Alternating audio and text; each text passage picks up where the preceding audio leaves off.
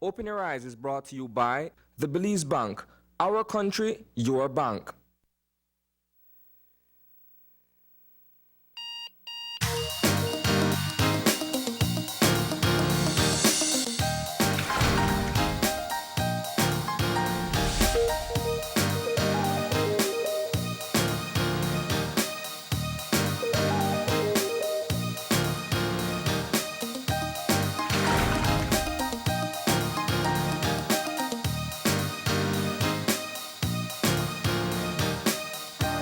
Good morning. Welcome to Open Your Eyes. Start your morning right. I'm Marlene Cuellar. And I'm Gavin Courtney. And thank you for joining us this morning. It's another beautiful morning.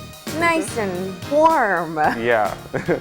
No, but I was enjoying the sunrise. Oh, you were enjoying the sunrise. Well, Francisca's going to tell us what we're going to expect for today. Good morning. Good morning. How are you today? Good, and you? This is Crystal, right? No, Angelia. Angelia, I'm sorry. I mixed up your voices. Angelia, tell us. It's starting off as a warm morning, but I know we're expecting a cold front soon. Yes, we're expecting a cold front to cross tomorrow morning, so it should continue warm today. Yeah. All right, so tell us what we can expect. Okay, we're expecting sunny and warm conditions today with little or no rainfall, except for the chance of an isolated thunderstorm to occur over the Maya Mountain area this evening. And then tonight it will become partly cloudy to cloudy with isolated showers or light rain mostly over the south at first. And what about the winds? Okay, the winds will continue this morning from the east and southeast at 10 to 20 knots with higher gusts. And we expect it to shift later this afternoon to blow from the east and northeast at 5 to 15 knots. Okay. And for the people headed out at sea, are there any advisories out? We still have a small craft caution in effect, yes. Okay. Let's talk about how warm it's going to be. Okay, high temperatures today will reach about 88 degrees Fahrenheit along the coast, 97 or higher inland, and 84 in the hills. Ooh. And then tonight, low temperatures will be a little bit cooler than last night and night before, ranging from 75 degrees Fahrenheit along the coast, 71 inland, and 66 in the hills.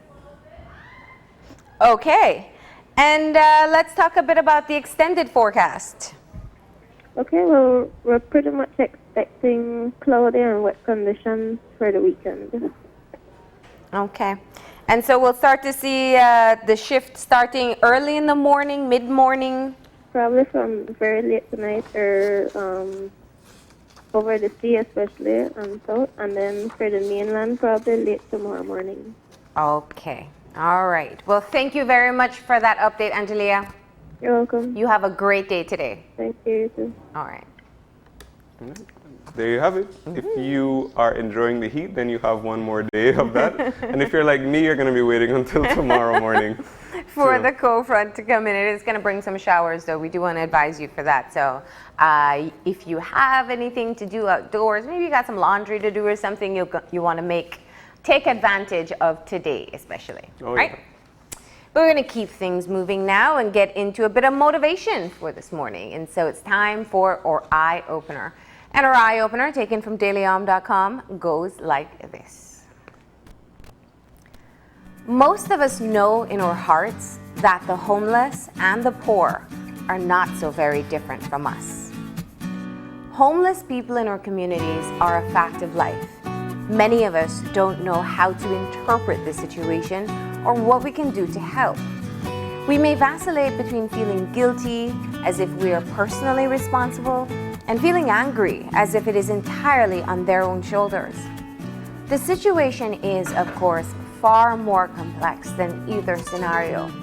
Still, not knowing how to respond, we may fall into the habit of not responding at all.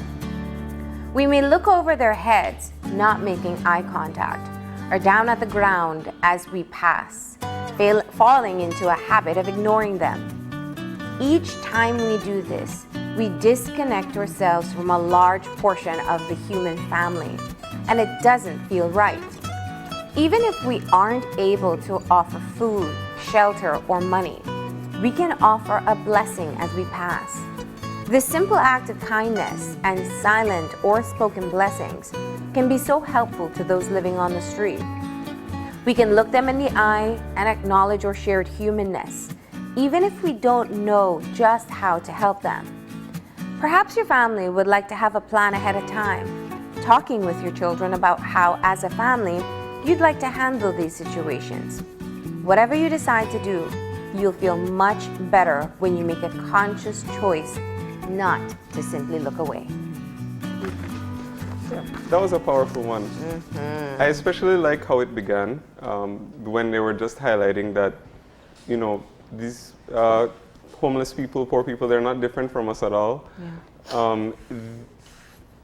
And as they rightly say, you know, the reasons for how they got there are complex and every case is going to be different. Yeah. But I think what we tend to do a lot of the times is that because I think in society there is a lot of discrimination against, you know, just poverty and homelessness and stuff, we often sometimes, they can sometimes like almost like lose humanity, and we think of them as something different or something other than the rest of us, when that's not true. Yeah. When we don't know that there could be a host of reasons, there could be, you know, it could have been one wrong choice or one something that went wrong. It could be an undiagnosed or untreated mental illness Yeah. that they're suffering from and they never got access to, so they never really were able to, you know, find their way in society. Yeah.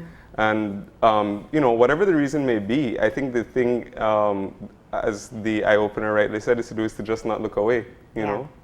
Don't ignore the problem and think that, you know, somehow if you pretend it's not there, it doesn't exist. You're right. I think how the eye-opener opens with just reminding us that any one of us can end up in that situation. I think we, especially when you have employment, when you are used to collecting a regular check, you develop a security, and even when things get tight, you're still secure enough to know that another one is coming. But what happens if you lose your job? What happens if you suddenly get a severe illness, or someone in your family gets a severe illness, and you no longer have that source of income coming in? How long are you going to survive? And what do you know about your chances of even ending up in that very same situation? So it really is important that we don't distinguish ourselves or differentiate ourselves from what we see taking place within our society. It's always heartbreaking for me. I think sometimes when, especially how I see people who live on the streets being treated. And that's why the ending of the eye-opener really struck me. You do want to talk to your kids. It's not okay to throw stones at people who are living on the streets. It's not okay to call them names. It's not okay to make fun of them, because they're human beings and you don't know what they're going through. It could be drug addiction, it could be mental illness, it could be a number of things, but it's not right. And I think you have to ensure that you educate your children on how to have just that mutual respect for all human beings. So that was the part I think that really stood out. And also, we're not entirely helpless. I know we feel that way sometimes. And I know there's some responsibilities that duty bearers have in being able to provide and assist, but it doesn't exempt the rest of us from pitching in when we can. There's the Welcome Resource Center in Belize City that does phenomenal work. They provide meals, they provide a shelter on a day like today that's so hot that people who live on the streets can go to. They provide access to a shower so they can clean up, and social activities as well. And you can always give food, you can always give time. They always need extra clothes that you can, especially male clothes, Gavin, if you want to help out. And so you can always take those things there and help them out, to just give them a bit of their dignity back, especially when they're in troubling times. And some of them do actually move from living on the streets to getting themselves back on proper footing. It's not impossible. They just need they need a hand. No, absolutely. That is definitely true. And I think that, as you say, sometimes all they need is a chance for somebody to take a chance on them, or to you know, give or put some sort of hope in them, and give them an opportunity to, you know, whether it's a second chance or whether it's, you know, even a first chance. you know, because a lot of the times we don't even realize how this sort of distinguishing ourselves from them or discrimination keeps them in that position as well, because, you know, a lot of the times people are looking for honest work and they're looking for a place to live. I mean, at the end of the day, everybody wants, you know, a comfortable life to a certain extent, and a lot of them are willing to work for it. But because they're in that situation, you know, they're not, you know, even if they did apply for a job, people might be like, oh no, this person looks some kind of way, so I don't want them in my establishment, or they naturally assume that, oh, they must be connected to drugs or something else. So we do often lose a lot when we do make that distinction, and it hurts both ways. It hurts society both ways, I should say. And I often think that whenever it comes to those like less fortunate, I always tell people this as well, that we have to consider how much that's beyond our control that is at work as well, because the difference between you and me, and the difference, you know, I was lucky enough to have a good family and have support, and not everybody, of course, has that, but that's simply because of an accident of birth, and, you know, I just happen to have been born into a family, and somebody else doesn't have as much advantage as that, and it's not their fault, and it's not their problem, and their situation may not be caused by anything that they did personally. So, as the eye-opener said, sometimes people will say, well, will feel angry, and they say, well, this person got themselves there because of their, you know, addiction or something. Well, no, it's a lot more complex than that. And even if you think about, you know, just, for example, the issue of drug addiction, how you get there is often because there was a lot of other factors as well, you know. We're talking about mental illness. It could be there's a genetic predisposition there. All sorts of factors that could be at play. So the thing is to never lose, or I should say always try to see a bit of yourself in your fellow man, regardless of their status in society, and then you'll, I think, get to be a lot more compassionate and a lot more, you'll be more persuaded to actually get out there and help. Yeah, and you know, I think there's always that that saying that you can tell a lot about a society about how they treat their most vulnerable, and the homeless population is definitely within the category of or most vulnerable. So, and I appreciate what you said. You know, I think we don't know the circumstances. We'll never know, and it's not for us to judge. It's just to figure out what we can do to help. So I think that's a great call to action this morning. The eye-opener is reminding all of us, are we doing enough? And have we moved ourselves into a situation where we feel that we are somehow better than or different than people who are in this situation? So check your thoughts first and then check your actions after, right? So that's our eye-opener for today, but we got to get moving into our show for this morning. Yeah, we do have a great show lined up for you. So our first conversation this morning, we are going to be talking about No More Broken Hearts Gender-Based Violence Summit, which is going to be taking place quite soon. And then the second part of the show, well, I don't know who doesn't know. There's a long weekend coming up.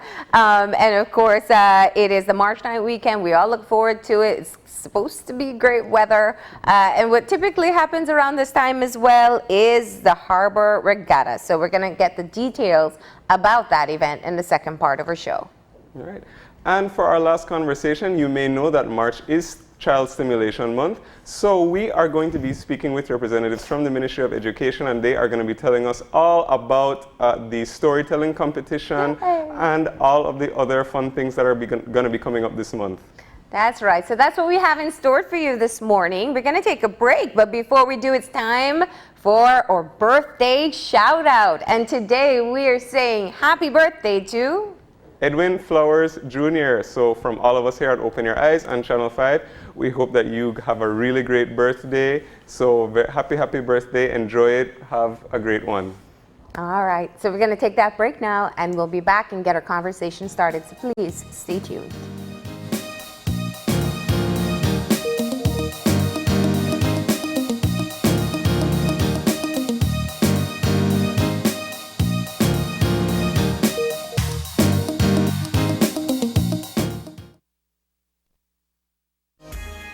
The Belize Bank introduces its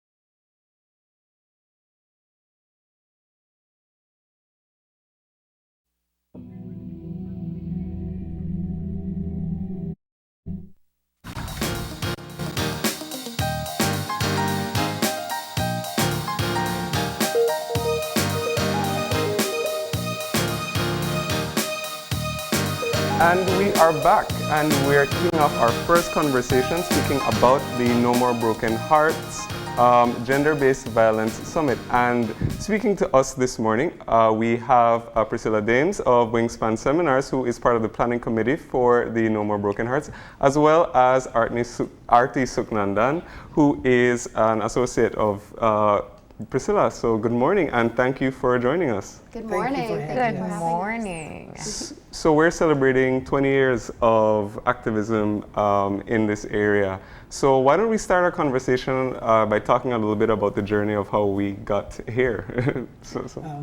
You want to start that? Sure. Well, after my advocacy with Haven House, after Miss Universe Belize, I was lucky enough to get in touch with Priscilla, who has years of experience in conflict resolution. So after meeting up with her, I realized that we could really collaborate on something that would be beneficial for Belize. She has a lot of interest in Belize, especially doing business in the future as well. So she has some strong connections to the country, and we just wanted to use her expertise to really create a summit and get some greater conversations going. Yeah. Now, but so you had your journey, and I think for people who are trying to place the face and definitely know the name, in Miss Universe Belize last year. And as you rightly mentioned, you reached out to Haven House, you started that relationship. What about that interaction made you feel connected to this issue to keep on advocating for it? It was conversations I had with them that really surrounded on what can we be doing that's more than just donations? What can we be doing to get to the root cause of some issues? And what we discovered after talking a lot with them is that a lot of the issues are systemic, they're cultural. It's a allowance of domestic violence in our culture, and it's how can we take a really harsh stance against that, and what do we need to be doing? So that collaboration with her US-based organization, I think will be a great way to kickstart that conversation. Yeah. And that's a great introduction for you, Priscilla. Clearly, reading your bio and seeing some of the work that you've done, this is I'd say this is more than a passion. This seems to be your calling. Tell us where this came from. I've been an activist for 40 years, and I often say, even though Artie and other people tell me not to say that, but it is true. I've been an activist for well over 40 years. I became a trainer with the Anti-Defamation League about 40 years ago, and they trained me into all over the state of Florida for racial tension issues. And from there, I went on to begin my doctorate in conflict resolution. And so with Wingspan Seminars, there's an arm that's called Wings on Women, and there's another for youth and all kinds of different components. But the Wings on Women is what actually drew me to Belize. If I may say, Rishma Eckerd is my business attorney, and she's from Belize. Oh. Yes. And I was preparing to go to South Africa in search of a woman or a group of women that I could partner with so they could assist me as I assist them as far as my business ventures. And Rishma said, oh no, you don't have to go that far. You need to go to Belize with me to the biggest business expo. Now I still went to South Africa because that was all planned, but the more I thought about it, who better to go to another country with than your business attorney? And she's from there. So I did come, and there I met so many people, including the ambassador. But what's really important is I connected with the women's department, Belize, with Krista Barrow and the director, Anna Williams. The last time I was here, they picked me up from the hotel at 7 a.m. and I was like, well, really? Really? But they took me on a tour, and basically they were saying, we do have what you're looking for right here for your business. And I was looking for a particular business to start manufacturing merchandise.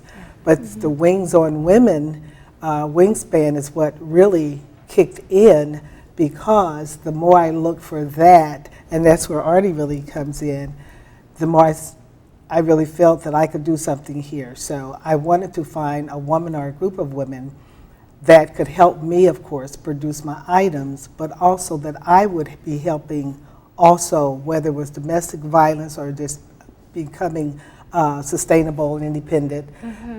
So I found that, but at the same time, because of domestic violence and No More Broken Hearts, and that is, the founder is Dr. Bendros Mendigal, and who I've known for years. I kind of felt like you could really do something here. So that's how the summit came up. Yeah. Yes. So we connected, and so we have planned the summit, Wings on Women Summit tomorrow, and the first topic is domestic violence. And some of those same women that I met out in the field in Corozal, and they had me going everywhere. What I was really excited about, and you should see the videos, really silly. I was really excited when I saw that one of the skills, for an example, and it was a skills class that they were learning, was upholstery. And so they weren't just traditional skills, and so I was really excited about that. So some of those people will be at the summit tomorrow to share. So it's not just domestic violence, that is the theme, but it's pointing out that women are doing, not just can do, we are doing all kinds of things everywhere on every level, and it was exciting. I'm still fired up. I'm rooting for it. They'll be there tomorrow, and it'll be good to see them again. But the women's department was phenomenal. As far as it's like, we have that. We can introduce you. Not a problem. I'm like, okay. Well, you know, and because this is an important part, not just in looking at attaining equality within a society, you have to look at where women are getting their income from. Absolutely. And domestic violence very often is tied to the dependency that a woman may have in a relationship, whether to provide for her or for her children. 100%. So the empowerment aspect is important. And I know the Women's Department has worked with entrepreneurs and teaching skills, but in addition to that, there's a lot of self-confidence that has to come. And self-esteem supportive building. structures. Yes. And that's where I feel that your summit seems to be geared to. Correct me if I'm wrong. Absolutely. That's why so many of them are here. And if I may say, No More Broken Hearts, now they're celebrating their 20th anniversary.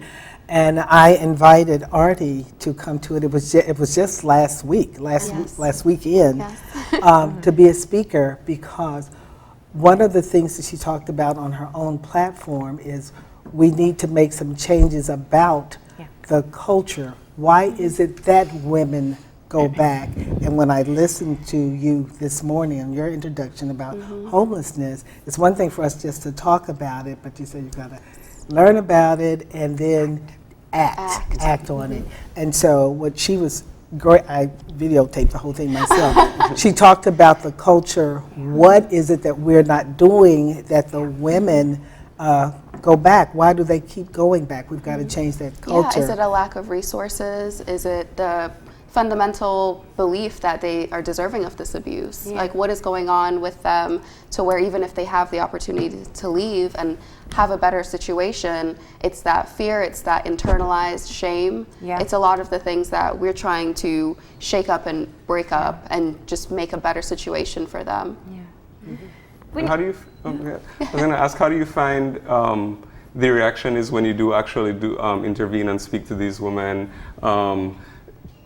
You know, what is it like actually, or the process, you know, it could be through your work with Haven House or or otherwise, like when you do actually go into and let's say offer some assistance or these types of way, what's the process like? Oh, very well received. After my speech that I gave at the No More Broken Hearts 20-year celebration, they were all over her. And I was very surprised by that, you know, because it's so often we believe like, okay, I don't have these years of experience. I don't have this very, you know, solid grasp of what I can say to these women. You know, you have women who have children who are in dire situations and they're talking to you about their experiences. It's very easy to have that imposter syndrome and be like, you know, what am I doing here? What am I doing here? Am I even allowed to give you advice? You know, a woman who could be my mother's age. I don't know if that's what she's expecting, but it was amazing to talk to them and provide what perspective I did have, uplift their confidence and give them that little bit of hope. One of them actually asked me a very poignant question. She was like, do you believe the cycle of domestic violence will ever end?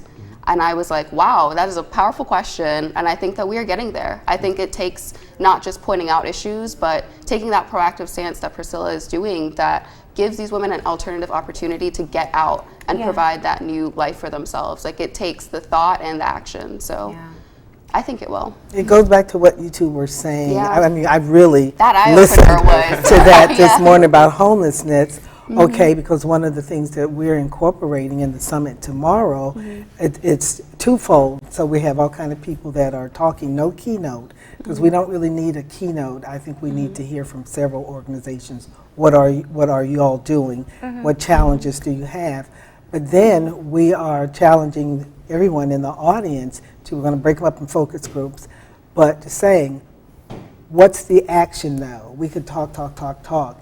Now, what are you individually doing? And they're going to write a letter, actually, to the survivor saying X and so, and this is what I promised to do, and there's a pledge and all of that. Yeah. So it keeps going back to what you all said. We could keep talking about it. Yeah. What are we doing? What are we doing?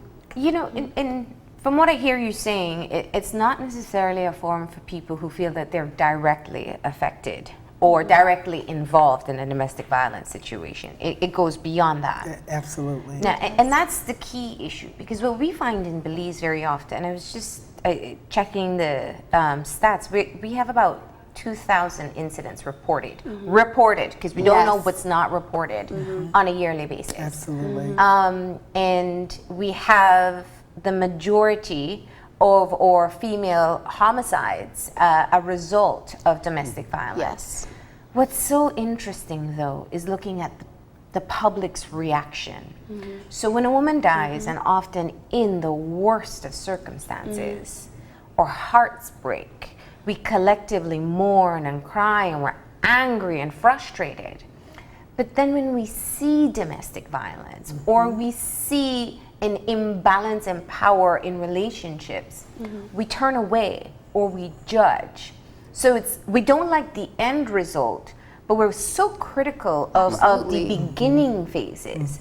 And so there's a lot that has to be done to get us to the place where we can recognize that just perhaps not calling the police or not checking in with that woman or with her kids or offering some sort of help or work can go a lot further than just being enraged when a woman, a mother, a sister, a daughter loses her life. Absolutely. It's that bystander effect. You just assume that someone's going to say something. It doesn't have to be you, but that's I don't want to become involved. Exactly. And we have such a fear of getting involved, and I think that's definitely that cultural shift that we want to change, because it takes a village. It takes all of us to get involved actively and stop this. I know, never put yourself in danger in a situation, but there's so many things leading up to that. Domestic violence doesn't always start as violence. There's so much that goes into it.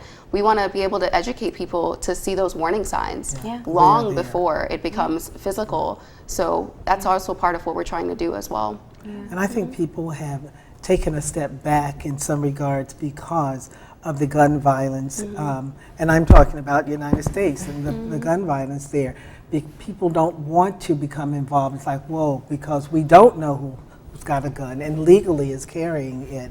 So people are so quick now to begin the violence.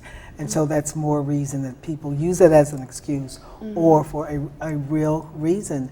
And so we have got to, it keeps going back to that culture. We've got to do something about the resources and establishing how important it is, and not just one state, but all 50 states, all the countries. Then the government is saying, this cannot be allowed, and putting some money, some action behind it, the policies behind it, not just talking, because often we get the lip service, as you all know. And I mean, this it seems, I like this pretty comprehensive approach that you have to addressing this issue, because it's not only as Marlene said, that you're looking at somebody who's in the situation or something. It's also educating those around so that you can, if we see something, or how can you get involved, whether to get involved, all of that. And as you guys both are saying, has to be based on a huge sort of cultural shift.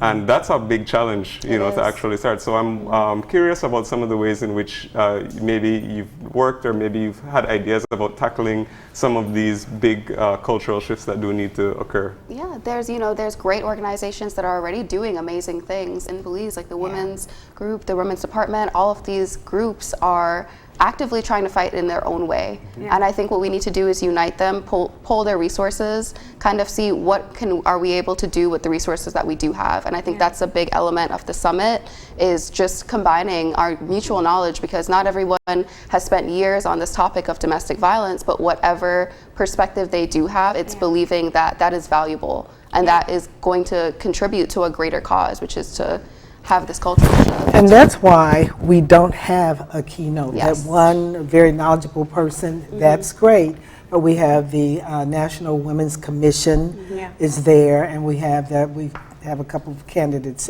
too that are running here that's very involved with apprenticeships and what to do with the youth, but also the Women's Department. We have Haven House, the representative from Haven House, but also the House of Doors. There's a Mary couple Open of Doors. these. Yes, that one Yes. too. And so we have representatives for them too, and organization like the Women's Department. And I have to say them because they've been phenomenal. Amazing. Yeah, they really have. So what is it that you all are doing? What can you do collectively? What can we individually do at this point? And government, everything. Everything. We need all the sources to be brought together, we think. No, it is a collective effort. It takes a lot more than just empowering a woman. Yes. As I said very early on, supportive structures, as I'm sure Haven House will tell you, when a woman has to flee in the middle of the night with kids with nothing, Where does she go? Yeah. she has to have a structure in place. And, Absolutely. you know, there's so few. But the other partner that we're not looking at is the men. Yes. And I know that this is always a part of the criticism that's hurled when we talk about domestic violence. Well, you know, you're telling women what to do, but we're not telling men what not to do or how to get involved if they're not abusers. Absolutely. What are your thoughts on this? You know, we just met a gentleman in your waiting area, in your reception area, and he had 10 years with the police force. And we were talking about what the police can do also.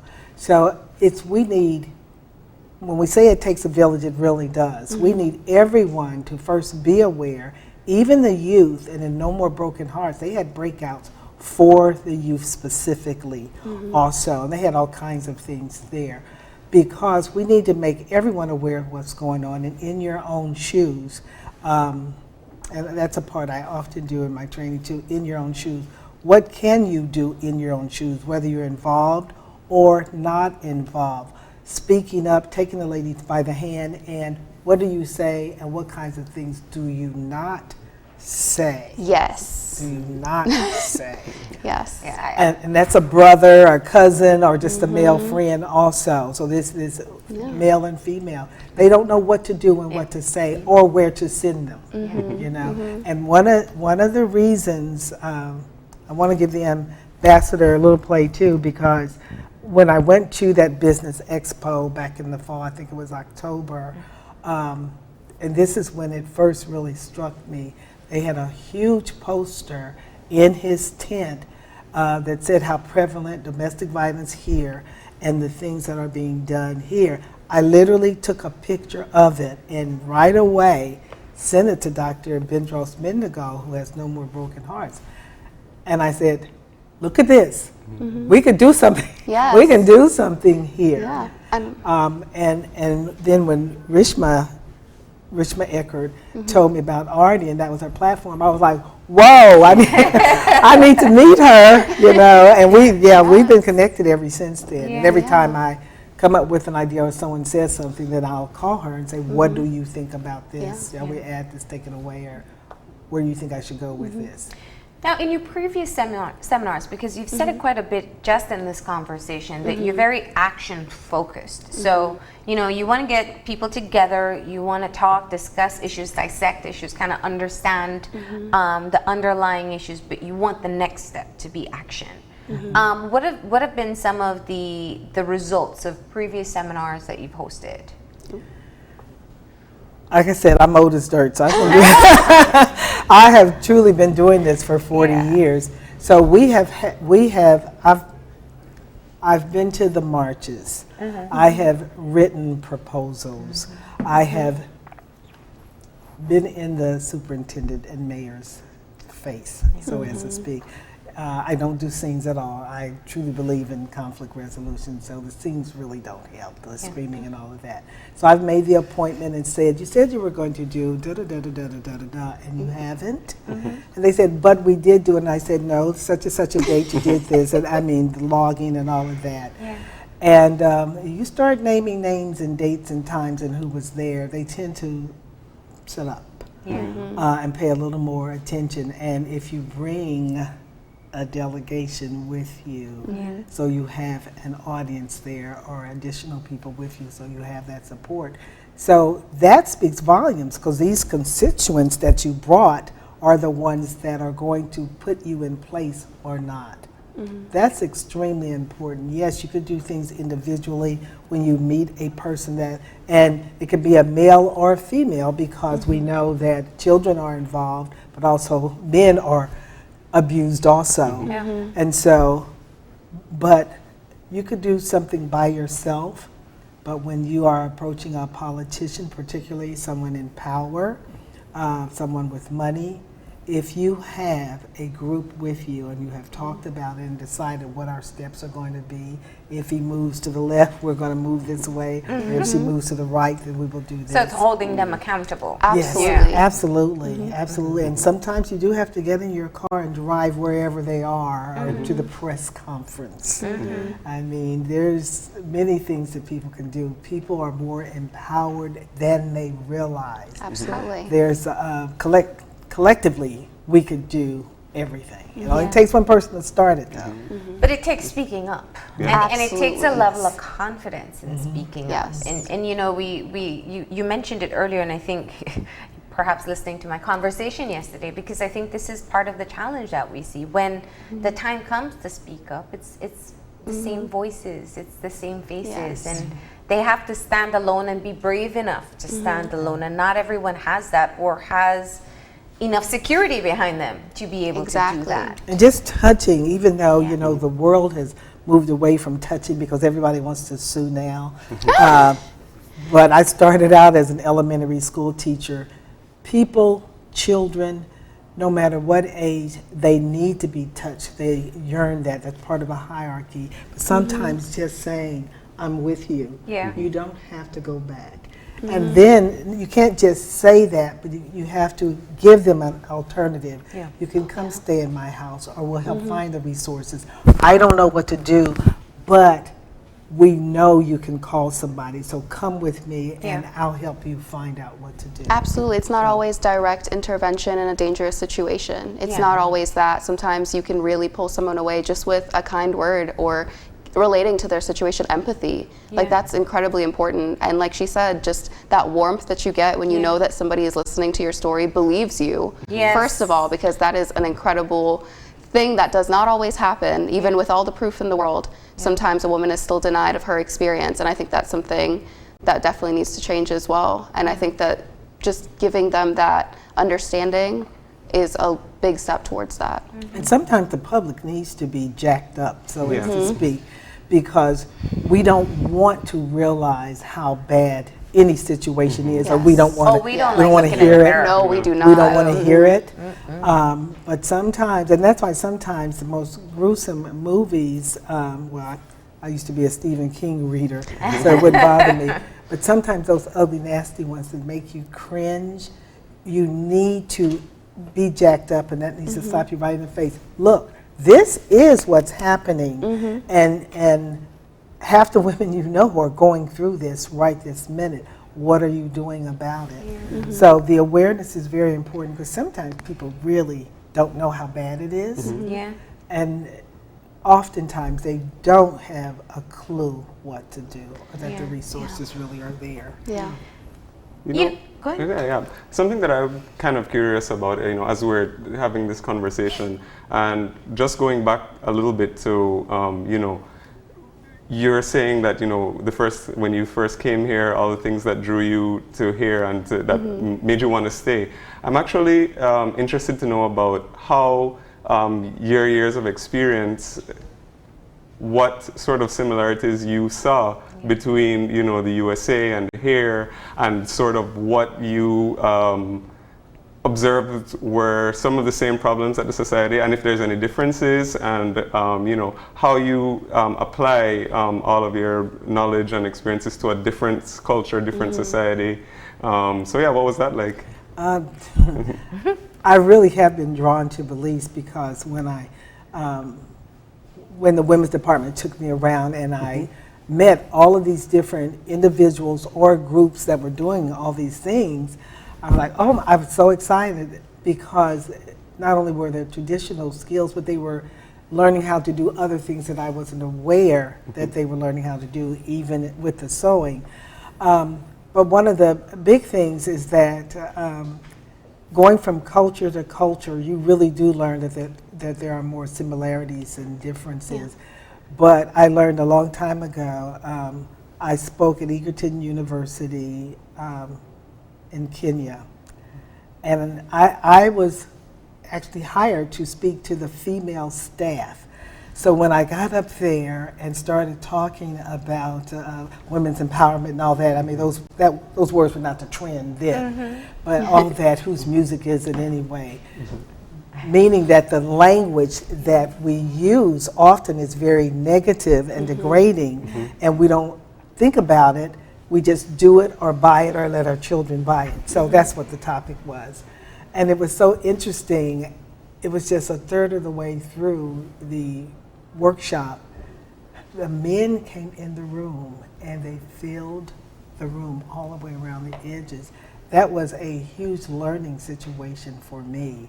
It was very intimidating. They knew exactly what they were doing. It was very obvious that it was planned. So there is a difference in cultures and the way you handle each culture. And so I think in that situation, it would have been smarter to invite the men and the women, or at least address the men ahead of time to let them know what was going on. It's not so much against you, but it's educating the women. And so it was a big learning curve there. So there is a difference from place to place, but I've also learned that when you say things like domestic violence, there are so many similarities, whether in the United States or in Belize. And so there is 2 articles in our packet that we're giving out. One of them about statistics in the United States, and the other one is about Belize. And so, and the book, we were talking about the summit last night, a book that I use for meditation every morning. On February the 24th, it talked about it said Beyond Borders for that meditation day. And it like spoke to me like what you all talked about this morning did. And we have to go beyond borders because it doesn't just start and end right here. So I could come here and learn, and that's what the summit is about too. No More Broken Hearts representatives will be there, but all these other entities too. What are you doing that I'm not doing? Your best practices, so it's best practices and challenges. And then we break into the focus groups. But I need to learn from every other culture. What are you doing? Because no matter how brilliant we may think we are, there are challenges there, and you may have the answer for me. And it may be a man that has the answer, you know, like the gentleman that was speaking to us. No, that there are male advocates. And in fact, I know that there's more work in Belize in trying to get them on board to come out and speak up and be a face and say, I support, and encourage other men to do it as well. His background was in law enforcement, the police. He said 10 years. So we invited him. We said we would love for you to share what the police are doing. So men are allowed to be a part of the summit? Oh, absolutely. So it's not a women's only event? No. And the visual actually is to do it, my vision is to do it every year right here. And so, yes, this year we purposely kept it small. We said this is the first one. We want the right people to be there. But we're going to blow it out of the water. We already decided next year. So how about some of the behaviors that we have as parents. Because I'm thinking, you know, we work a lot, and it's such a multifaceted problem, and you do have to work on so many different layers and sectors. You got to talk about financial resource, kind of just emotional support. But while all of this is happening with this captured audience, the people that you want to intervene in the problems that exist, they can still be raising a younger society of children who will continue in this violent trend. We're not just talking domestic violence here, we're talking sexual violence. Absolutely. Which just, when diluted to its very core issue, is looking at how we value women. Absolutely. That's 100% true. I think one of the things I touched on my speech also was that while you're talking about sex education in school, we should be supplementing that with relationship education. We should be teaching these children That is a great point. how to recognize these warning signs, because it does come far before the physical violence, and they need to be able to say, the baseline of how I need to be treated is so high, like my respect levels are so high. If you do not reach me at that point, I don't want anything to do with you. And I think that's a powerful stance that we need to teach our children. And it is more prevalent with the teenagers than it Yes. was when I was a teenager. With social media especially. Oh my God! We won't even go into the bullying situation. No, but even But the with control someone having that the access men, to your private information or Absolutely. feeling entitled to it, and you know, we know girls That's who say entitlement. This That's key. This is okay. That's how I know he loves me because he's jealous. He wants to see who I'm talking to. Yep. That power and And control is so prevalent, and that all of that is learned, and parents do not realize that children are watching us all the time. We are the model. So when they see the husband or the boyfriend talk to you a certain way, they need to see that your reaction is, oh no, we won't do that. And definite and with strength. Yeah. Yes. But they're not seeing that enough from us. No, they're not. Because sometimes I think we feel that children won't notice or won't remember. Yes. Which absolutely. But it goes back to, and whether it's children or adults, it's about setting boundaries and it's about respecting boundaries. Yes. And being consistent. And we are never taught that. We're never taught that till we realize, why am I so worn down? Oh, because I've never I've never set any boundaries. Or why am I in a violent cycle? Because I never said stop when it started really small. How did I allow myself My to get favorite analogy for that is the frog in the hot water. And it's, you know, if you put a frog into cold water, you gently turn up the temperature, it'll boil alive, and it won't notice that the temperature change is getting increasingly worse. If you throw a frog in some hot water, it'll jump out because it's, you know, so a lot of time abusers don't show I like that story. their I'm going to true- use that. Absolutely. Go right ahead. Because, you know, someone told that to me, I believe it was when I went to SCA and they were talking to me in my adolescent education class. I think somebody gave me that example, and it has stuck with me my entire life because it's true. People don't always show you who they are right away. So, and it takes conditioning, it takes grooming, especially with our young teenagers nowadays. People are pushing their boundaries, trying to see how much they can get away with. And I think if they have that very firm grasp on who they are, their empowerment, they feel in they're self-actualized, I feel like they will be like, no. But that's they too learn much. that They because do. we're pushing in society more and more and more. I could easily say that on a political level without saying any names whatsoever, because it's not just one person.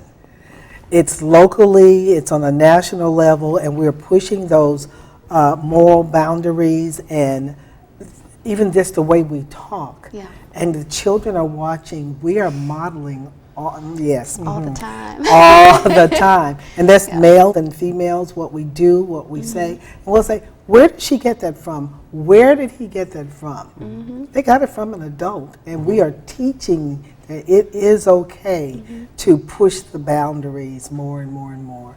And this is a learned behavior. It is. Yeah.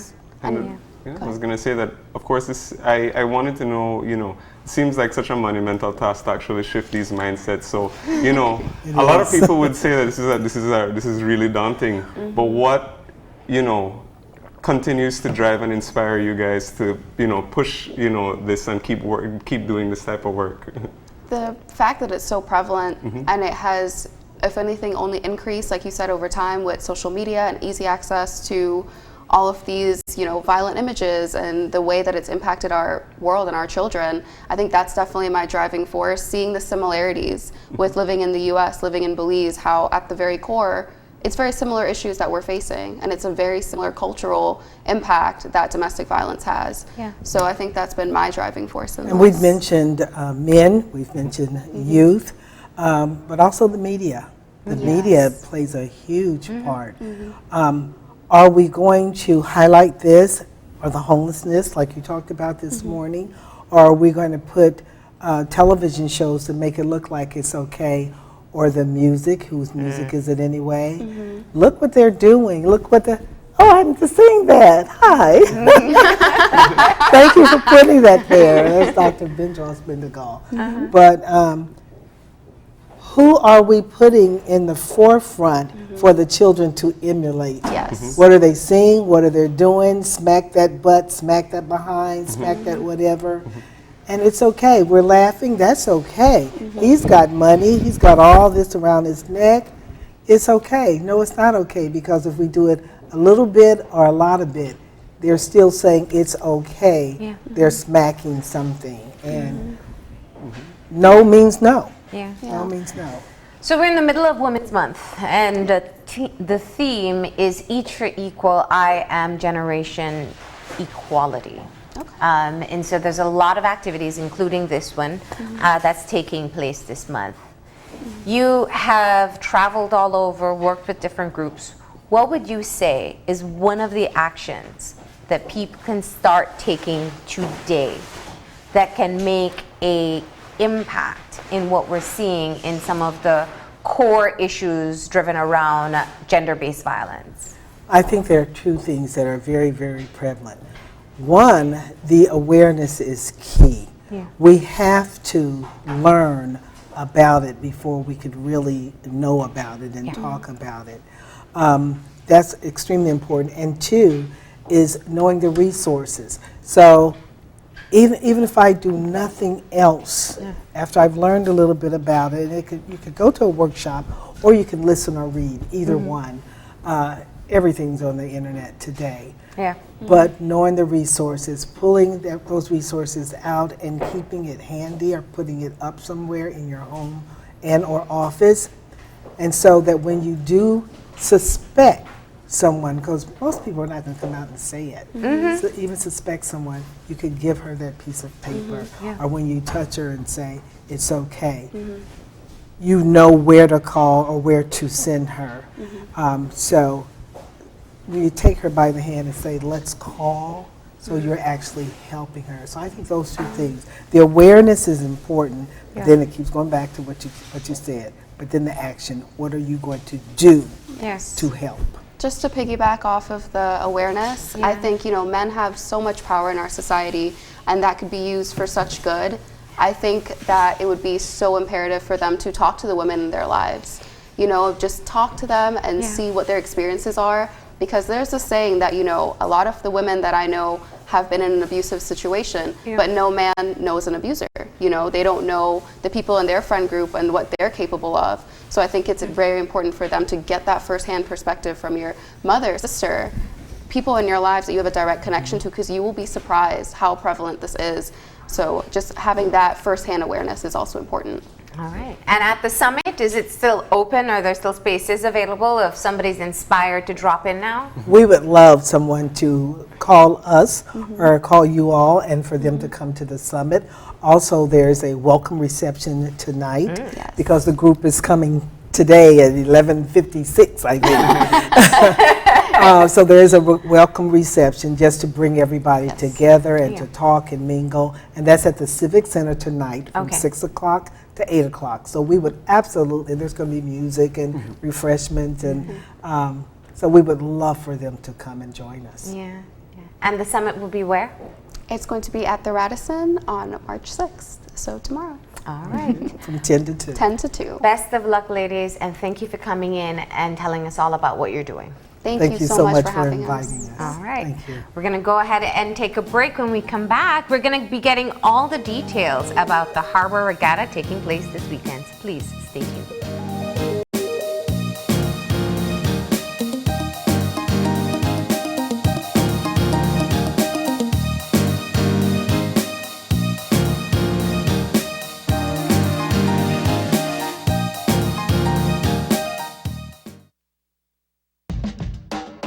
65 years ago, Don Omario started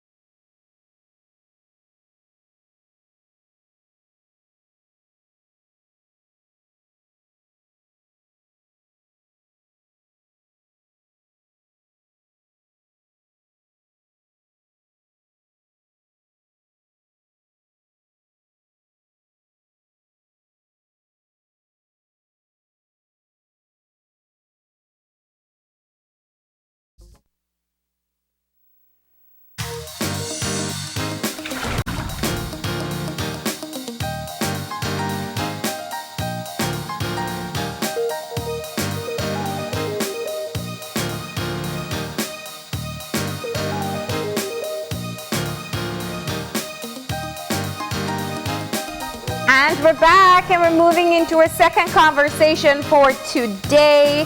It is actually going to be, you were telling me, the 92nd Harbor Regatta race this weekend, right? That's right. Is that correct? That is correct. I can't believe it has a history that long. We're going to get all the details about the race. Of course, we have with us on set Alan Usher, who's the secretary for the Harbor Regatta Committee. And we have Winder Ellington, who's a representative of the Sea Cadets, which is also under the Coast Guard. Yes, ma'am. Good morning. Good morning, gentlemen.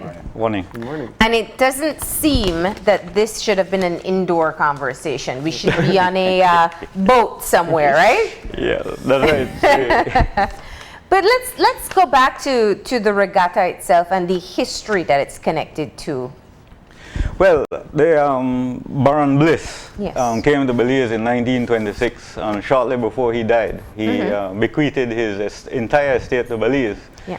And in the will, there was £100 put towards either a harbor or a river regatta. And those of you that were around in the 60s and 70s could remember, indeed, there were river regattas with pit pans, and I think it all finished in about 1978.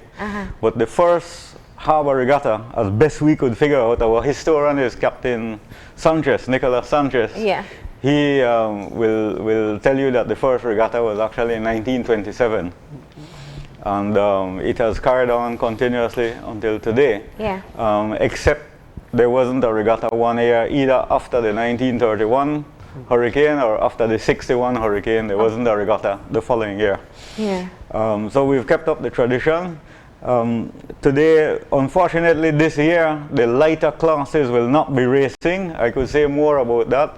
But there was a time in our history when we had races for big lighters and small lighters and medium size. There were like 3 categories of lighters. Okay, wait, you gotta talk to us in non-sailing language. What is a lighter? Today, a sun lighter is the big sailing boats that carried cargo and freight to the coastal communities of Belize before outboard motors and fiberglass boats, and indeed barges to San Pedro.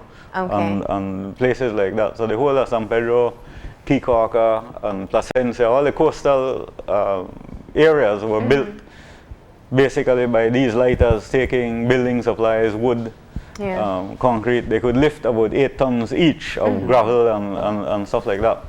And today they've phased out, they've not been able to earn their keep, and one by one the lighters get removed. So there are 2 left. There's radio that was built in the year 1885. Still it's on dry dock right now. And United is a few years younger. That is also on dry dock under repair. They're all is built it just of wood. for recreation now? All built of wood. There's a little bit of work yet for them. And one of the things we hope to do during the coming year is to launch some sort of program to refurbish those lighters, because they are indeed the last remaining 2. I refer to them as the vintage pair. And we can't let that piece of our history go just like that. Every day we lose a little bit of history, and we have living history. I'm glad you said that, because, you know, sailing, while now may seem like just a hobby, was really an important part of our history. Yes, that's right. Because before we had motors, it's the only way you'd move around in a coastal society, and especially with we were fishing villages that started up and all these things. Talk to us about maintaining the interest over all these years, and Wellington can join in as well, about keeping the interest going. Well, the matter of sailing, a lot of people take the sailing for granted. When human beings stop being swimmers and learn to sit on logs, to cross water obstacles, and paddled, first with their hands, then with a stick, that was the first primitive form of locomotion on water.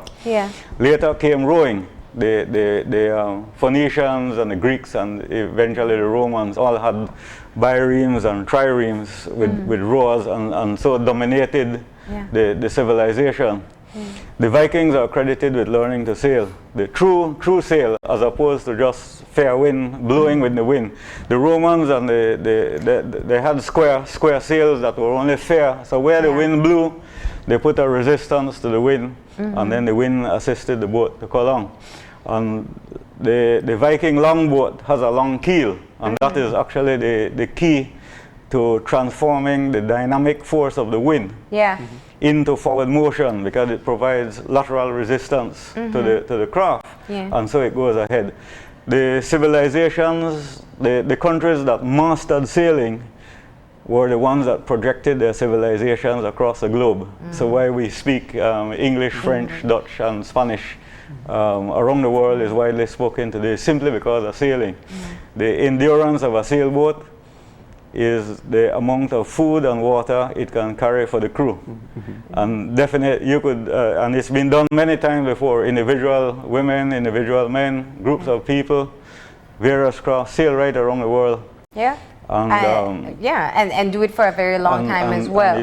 What you just said was the original or the start of sailing that you credit to the Vikings. I think is really the best explanation to what's the skill set required. You have to use the wind and know how to use it properly. That's right. How challenging is it to be able to learn to master this? Well, the Optimist class, I have here one of the prizes for the, I won't open it up because it's too big, it's a sale. We have 6 sails for the Optimist class as prizes for this regatta. And there are about 7 clubs on the Sailing Association that with maybe between 100 and 200 children learning to sail at any one time. The Coast Guard cadets, and we're going to get Mr. Ellington on. I'll keep quiet and get so the kids have been learning it, but how hard is it? Learning to sail is not really only learning to sail. They learn life skills. One thing on the water, mistakes are punished swiftly by the elements. You make a mistake, you turn over. You make a mistake, you turn over again. You make the same mistake, you turn over again. It happens instantly. So part of the drills, the children learn to bring the boat back up and continue sailing. And if you don't tie the sail properly, if you don't rig your boat properly, you pay for it later in that your rigging will break. You will lose your space in the race. So there's life lessons learned swiftly on the water. Children learn to tie knots. Children learn, the little girls especially, their fingers get strong. They learn to master their own capability while they're learning to master the elements. And so there is a lot of life skills learned by simply learning to sail. And Winder, talk to us about the Sea Cadet program. Good morning, Belize. The Sea Cadet program is just a community outreach program where we mentor children and Restore Belize initiative, identifying students who are passionate about the sea life, who need guidance and leadership by example through Belize Coast Guard. And the sailing come right in hand into what basically regatta is offering, because through the Coast Guard, like due to the fact that we work a lot in the waters of Belize, tying knots and studying the waves and the current and so forth. Like what Mr. Usher said, you have students who basically as on your way going in the regatta race, time after time they turn over. So these are some of the things that we will teach them. First and foremost, you got to be a good swimmer, and a part of being a good swimmer, because whenever a boat would or your sailboat would so happen to turn over, you alone would have to make sure that you find a way as to how you could put yourself back into the boat. Which is a lot harder than people think, Of right? course, it's a lot harder than how people are thinking about it, and that's the reason why it's so interesting for our Belizeans to come out and see what our young youths are doing out there on a days like that. But let me ask you a question. So the kids join the Sea Cadets with the Coast Guard, and they want to be a Coast Guard, but it wasn't to sail. It's because they see you on the big fancy boats, and that's what they imagine themselves doing. Why is it important to teach them? Because this is skills-based. Yes. Why is it important to kind of have this as their foundation? It's important because growing up, I used to be one of those same kids also that I had a passion with uniform, individual, doing different drills and learning those drills was something that I wanted to do as I was growing up. Yeah. So when the Sea Cadet came about, that was one of the aspects as to where we can reach out to them, keep them on a calm basis, and be able to teach them those type of drills. Yes, as a part of the Sea Cadet, it's also a program that we would then use to kind of like teach them the basic knowledge of what it's like to be a Coast Guard. Yeah. And as they grow up to wanting to be a Coast Guard, it will be then easier for them to say, you know what, this is something that I want to do in the life coming ahead. Nice. All right. And so the regatta that's taking place this weekend, is it going to be primarily the children competing? Yes, it will be the one. I have the trophies here for the 4 classes. First is the bosun. We have 2 bosuns being operated by Sea Scouts. Okay. What's the difference between the boats? Can you tell us? The bosun is a 3-hand boat. 3 persons are on? 3 persons. 3 persons on the boat. One on the sail, one on the center board, one on the rudder, the cox. And then we have the Optimist, which is the class. The sail is with 6 sails for Optimist. Okay. And the Optimist class, the Sailing Association actually belongs to the International Optimist Association. And they've had some sailors go and compete internationally. And they have too. sailors that go there are 7 championships every year across the globe on a world championship. And we're hoping that by next year, the following year, the Coast Guard sailors would reach that level of sailing. And so this regatta is a ranking regatta, so international ranking points will be awarded by the Sailing Association for sailors competing in this regatta, and it goes towards the championship abroad. So. And the Optimist is the one that they do alone? Yes, it's the one Optimist, person. The Optimist class is from 8 years old, boys and girls, 8 to 15. Yeah. And that's the magic of the Optimist class, is that at age 15, somebody that winning all the races, he's gone. Yeah.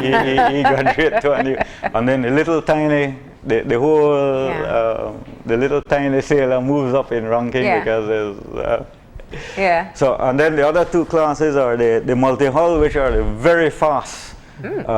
Yourselves should be sailing multi-hull. It is very fast, very exciting to get the sponson up the boat going so fast that it's up on one sponson and it's racing along 40 miles or so an hour.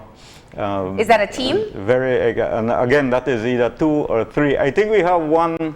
What we're doing, there's a lot of people about with Hobies. Some say, oh, I have a Hobie 16, I have a Narca.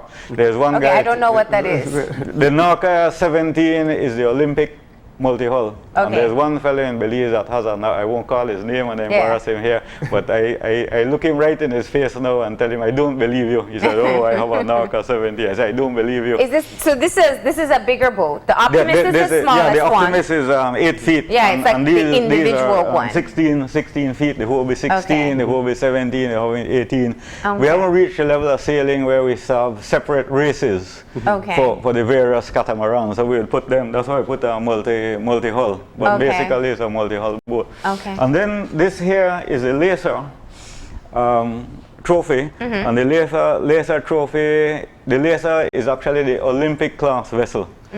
Yourself should be sailing lasers. And except really I'm at Optimist level.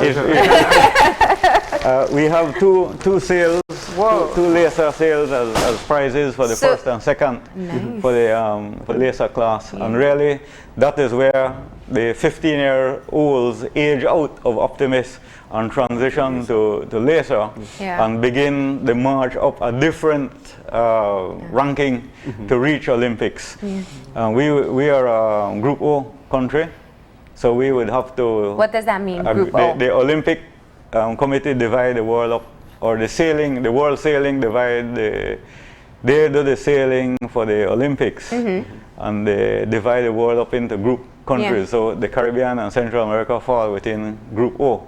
So every year. And how competitive is it in this region? Very competitive. Yeah. I'd imagine, because the Caribbean has all the water to practice on. Well, not because we say we want to go to the Olympics. For sailing, if we said another sport like boxing or so, straight away we get our one space, right? But for sailing, there's each group is awarded a certain number of sailors to enter.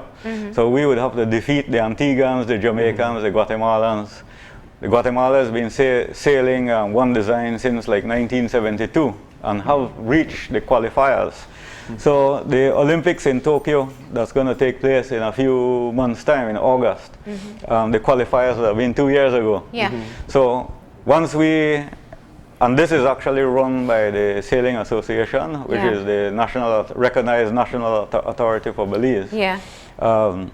So we have, because we have the Sea Scouts, we have the Sailing Association, we have the Sea Cadets. That's right. So we have a growing population of young people who are really getting involved in sailing. And we need to harness that energy. And the life skills, the secondary to the sailing is probably more important so than the the sailing is itself. the reward, and the life skills is what you really get them for. It's more important than the sailing itself. Tell us a bit about some of the skills that you see, or the transformation in the cadets themselves.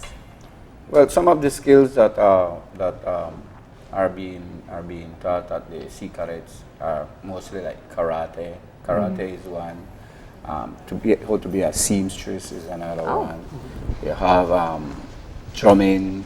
You have steel pan. You have how you call it? The recorder. Something recorder. And of course, we have some of the youths who prefer to be in the basketball programs also, and Mr.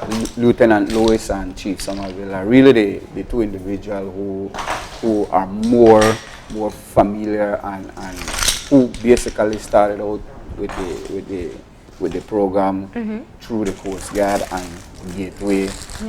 And so basically, those are some of the stuff that are being taught. But they all love the sailing. They love the sailing. As a matter of fact, if I could have, if I had more time to really prepare, would I bring some of the boats and the different things that the kids they prepare and so they love the sailing. So they compete amongst themselves to decide who will go in the competition? Well, Mr. Miller is the person who teaches them that part of it. So competition-wise, no, they haven't been doing any competition as yet. However, the person that will be selected to do anything like that will then have to go through either Mr. Miller or Mr. Lewis, Lieutenant Lewis. Nice. And how many, approximately cadets are there who are participating in the program? Right now we have a total of 75 cadets, but that total is being divided into the different groups. Classes, Okay. Now the regatta takes place on Sunday, right? Sunday, that's right. Do you still get people coming out to watch? Well, in the past, it's happened at the BTL Park. And we used to write the city council and tell them we want use of the park, so they prevent other people from using the park. And we finally, last year and the year before, and now this year, get them to realize that, look, we really not land-based, we're out in the water, and this is a spectacle put on for the people of Belize City, and anyone else. It's free, it's exciting. You see children really excelling. We lost something somewhere over the past few years, and you mentioned to somebody regatta, and they don't know what you're talking about. Regatta is a word, the old Italian word that means boat race. So what a regatta is today is a series of boat races. And that's what we want to see. It's a lot of fun. A lot of people say they don't understand. Beautiful to see all the optimists, especially these little boats, one child on them, maneuvering their way through. And well, I don't have to know all the technicalities, but it's a race, so who passed first wins. That's right. I was just going to say it's like a horse race. So a lot of them leave the start line, and who come in first, who come in second, is second, who come in third is third. Yeah. The thing about it, you saw the movie Master and Commander? Yes. And you always look on TV and you see the captain of a big warship, and so he is master and commander of that vessel, and the little 8-year-old is master and commander of that vessel. And any decision, so what we're teaching, remember I said that the secondary aspect to the sailing is more important than the sailing. That child, that 8-year-old, 9-year-old is learning to make decisions. And what a boat race is, what a regatta is really a chess game on the water. So a 8, 9-year-old, 10-year-old at that stage has learned to sail, learn all the aspects of the boat, know how to adjust that boat to get the best performance out of it, and is on a race course, is watching the wind, is waiting for a puff, is reading the waves, and he's watching the rest of you as well and see what you're doing. Why have you tuck? Why he didn't tuck? And they're looking at the strategy. So the child is not only sailing, but he's strategizing as chess. And do you probably, I was going to ask if you notice a change in the children who participate in the program from when they begin to, you know, maybe a few years down the line. Do you notice them taking on those life skills and becoming more, let's say, mature and developed? We started the program about 10 years ago, and a lot of the cute, tiny little children are now really big, some of them bigger than me, with husky voice and way more handsome and stuff. At college now, doing well in school. All the sailors do well in school. In fact, one of the clubs said, well, if you have a problem at school, we will help you. What's your problem? And together they help with school work as well. So there's a lot of peer help that comes from the clubs. And you know, and I could only imagine the confidence that it teaches them. We don't reach the stage yet where some of the babies will have gotten their degrees and come back to Belize and get a professional job and then buy their own laser or buy their own. And then that's what you're hoping for. So that's what we're hoping for. When we formed the Sailing Association, I was a part of it in 2010. We were advised that the Belize will probably get its first Olympic goal in sailing in about 20 years' time. So we started to note all the little babies that were born that year and watch the order of progression that will take us to that point somewhere in the future. So how does a child get involved in sailing? Can they join the cadets, the Sailing Association? Well, the Sailing Association has a program, and they were the ones that assisted in starting the Coast Guard Cadet program. And we're looking because... And then there's also the Sea Scouts. Because their program is based in Belize City. We're looking at Belize City people getting into the Coast Guard program and then progressing beyond. At this point, I have to mention our sponsors. I mentioned Derek Gabriel was the one that we That's a trophy? We're always looking for a perpetual trophy. There was very few records kept. We hold record only up until since 2010, and so this year we'll put a plaque with all the winners on this, and then we go back in time, which is the easiest, to 2010, and then we will make this bigger and bigger, and we'll find a place to lodge it permanent, so it's on permanent display. We have a place. We haven't written the people for permission yet, so I won't say it. But this will be in a glass case on permanent display, and then we'll try to go back into time and see if we could put all the rest for the previous years, and that will take some on the. I have to mention our patron, His Excellency the Governor General, Sir Colville. Is actually the chairman of the Bliss Trust. That's right. And not only award us the £100 out of the equivalent in Belize dollars a day, actually about twice because the pound is about $2.60 or so to $2.30 or so. But the Governor General's office actually sponsors twice that amount, and indeed from the trust we do get we do get assistance from the trust on an annual basis. Sponsors, I mentioned Mr. Derek Gabriel, who has actually donated this himself. We just renewed a relationship with the Belize Tourist Board. Nice. And they have pledged $1,000 per year from the tourism board to promote sailing. Yeah. That has helped funded these sales. Yeah. Boeing and Boeing, we normally get a small donation from them every year, and then Print Belize give us we have to mention print, we get a special rate. Yeah. As a struggling NGO from print enthusiasts, and a few private individuals will donate.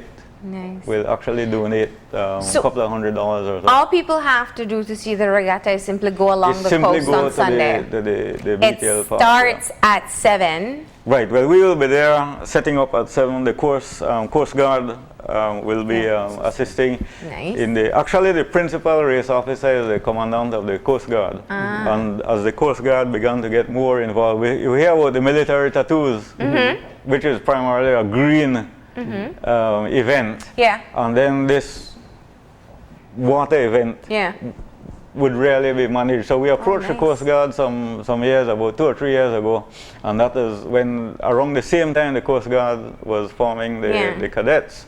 And we said, okay, we'll introduce a sailing program, and then we transitioned to Coast Guard actually running it. So it should grow and get bigger and bigger over the years to come.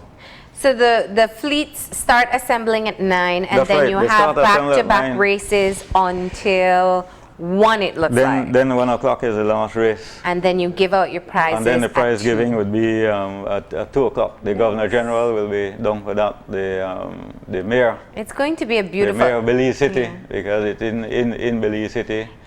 I'm sure, I think, and for people who haven't seen it before, they're going to be really fascinated seeing all the little boats out there and seeing the kids especially participate. There's quite a few people, the parents, and there's one, the parents and the grandparents, the little children, the classmates come out and cheer. Yeah.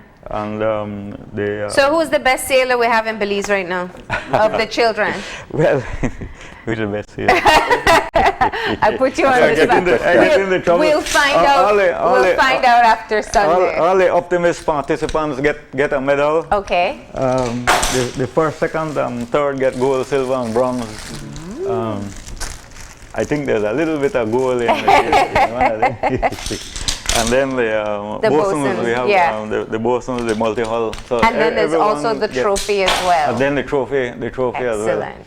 All right. Well, thank you for coming in and telling us all about what's going to be happening on Sunday. We definitely encourage people to go on out and share in the experience. Thank you. Yeah, and thanks very much. Thanks for having me. We're going to go ahead and take a break. When we come back, we're going to be talking about Child Stimulation Month. So please stay tuned.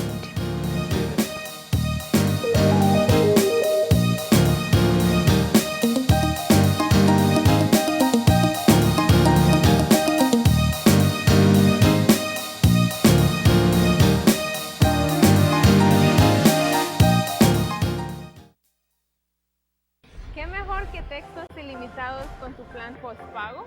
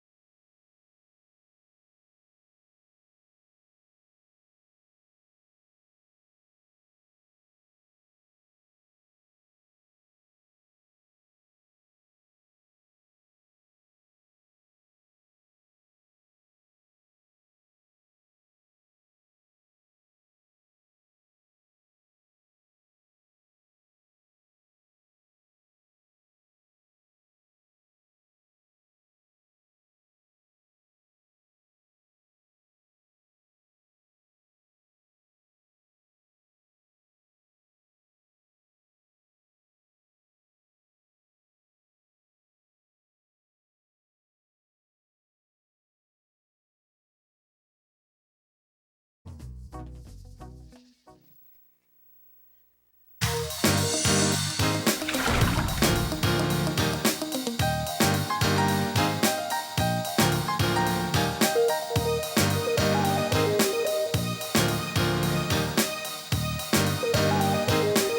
we're back, and we are moving into our final segment for today. We have a fun one in store for you. This is the kind of thing that'll make you say, why didn't they have that when I was a kid? So the stage is set. We're talking about a storytelling competition where preschool teachers just show us the creativity that they use in the classrooms, and that's because it's Child Stimulation Month. Here to talk to us about it, we have Nadira Ross, who is the Early Childhood Education Officer at Quads in the Ministry of Education. We have Lurleen Betson Gamboa, who is also an Early Childhood Education Officer as well with Quads in the Ministry of Education. And on the end, we have Farmer, what will be your name? Farmer what? Staram. Farmer Staram, but her real name though is Shakira Cho, and she is a preschool teacher at Cinderella Preschool in San Ignacio Town.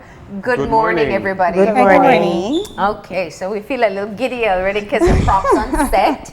But let's just, before we get into our storytelling session, let's just step back and talk about the importance of focusing and having quality education for young children. Okay, so maybe I could I could start off. When you look at having quality education, it's important to look at accessing the preschool first of all. So that's what we really want to start with. In 2017, there was a survey done for that looked at inclusion and so forth for children, and it was realized that some children aren't accessing preschools for various reasons. So one of the new things on board for the Ministry of Education right now is they're building 21 new preschool centers countrywide. So that's one of the good things. And then as well, when you look at quality education within early childhood, important to notice that you need to look at qualified teachers, like my friend here. And you rightly said it in terms of being a preschool teacher, it takes that passion, as well as you need to be able to understand the theory behind how young children learn. So as a ministry, we are proud to say right now that we moved from 18% of trained teachers to 52.1% of qualified teachers. That's great. So that's a huge increase, and it's hoped that eventually that number is still going to go up. So having said that, looking at access at the preschool, as well as qualified teachers, we now move into Child Stimulation Month, which is celebrated in March. Yeah. And like Lurleen said and set the stage, you talked about quality experiences at the preschool centers. Yeah. We can't have quality experiences if those foundations, like we said just now, aren't laid. And having said that, we know that the month of March, and not only in the month of March, we want quality education to happen throughout the academic year. Yeah. Right? And we want these experiences to not only happen in March, where we push awareness, where we push the importance of early childhood education, but we want parents, we want the community, we want stakeholders who are invested in early childhood education to know that when you invest early, you're investing for life. Yes. Right? The early moments matter. Yeah, and now, you know, the best part is that you have all the science to back you for it. So now we know that that early childhood period is one of the most pivotal moments in learning. And it's not that you're learning everything, it's that you're learning how to learn. Yes. Tell us about that. What is the research saying, and why do we really need to focus on what type of education kids are getting at that age? Well, we always refer to the little ones as sponges, and we know that from birth to 5 is a crucial window, a period where everything happens.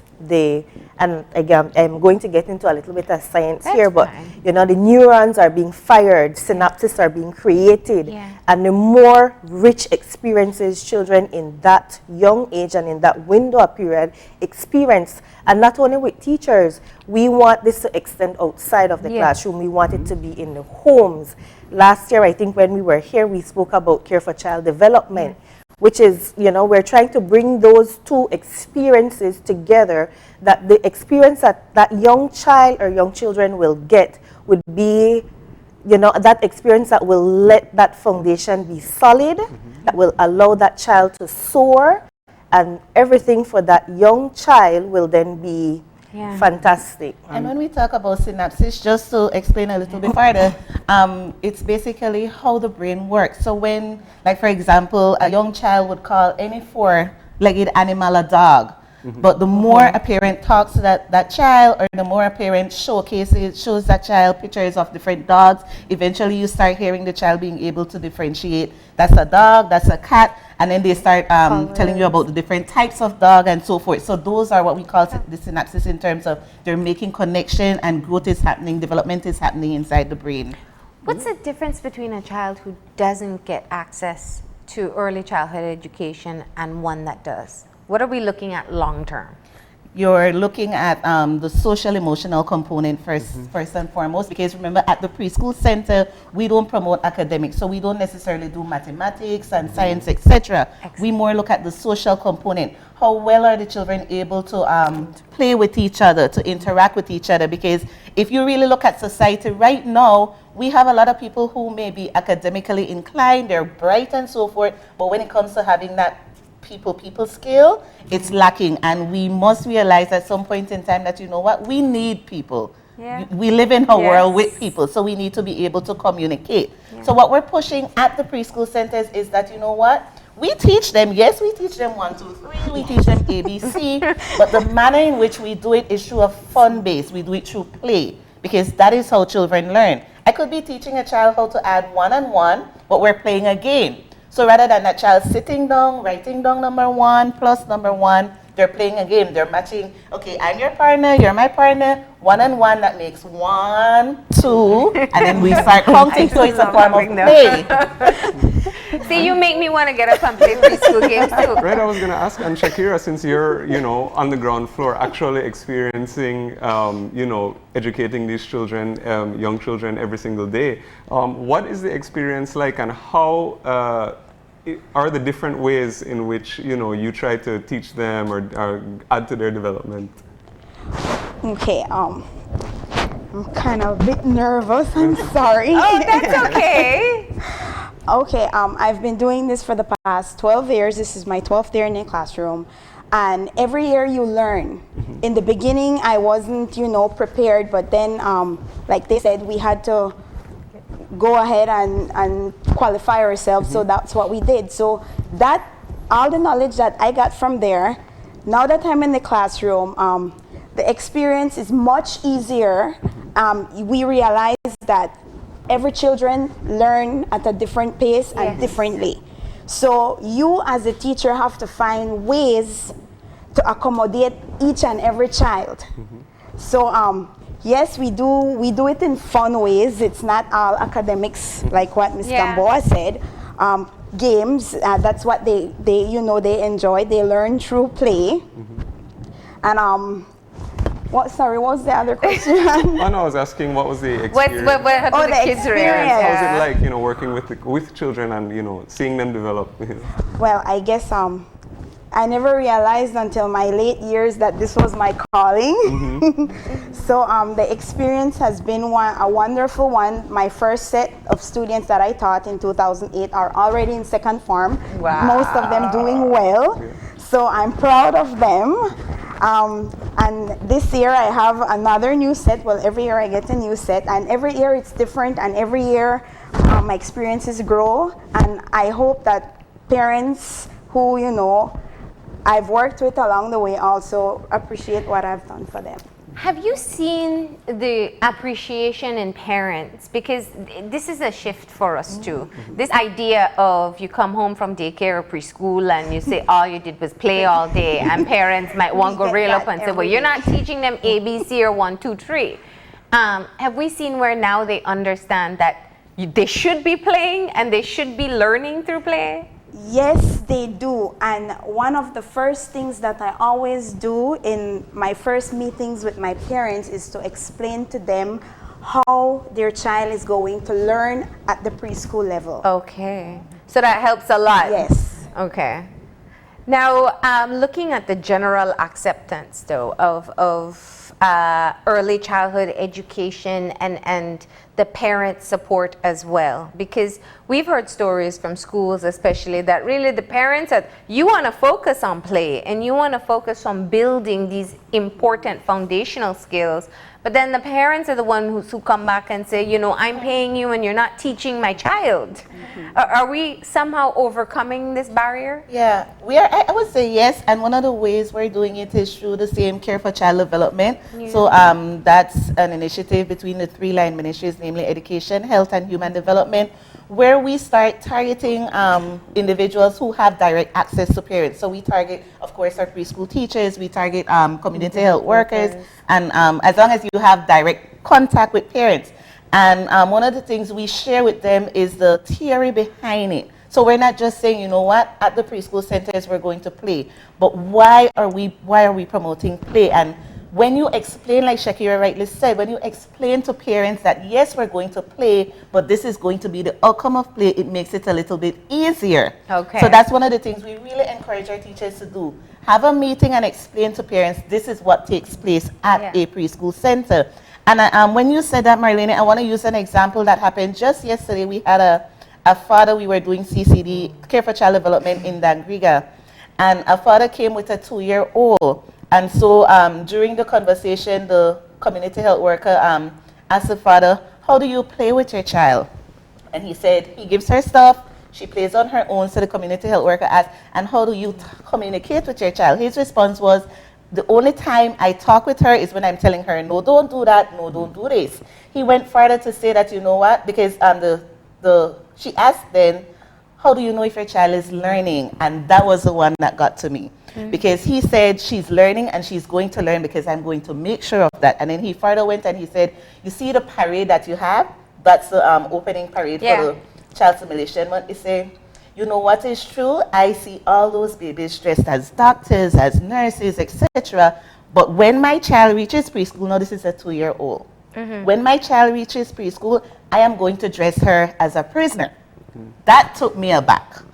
Because, I mean, for you to hear a father say something like that, and his rationale behind that was, you know what?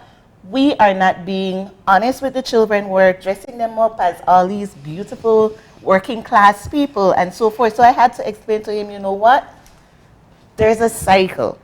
And I said, if you dress her as a prisoner, is it that you're telling her from now on that, you know what, this is what I want for you? So that's something even that we need to understand. And I explained to him, I say, in your home, if you don't talk to her, where will she learn language from? Because that's how they learn. They hear us talking and then they mimic from us. So as I explained to him, he was looking at me like, oh, okay, really, I'm really starting to understand.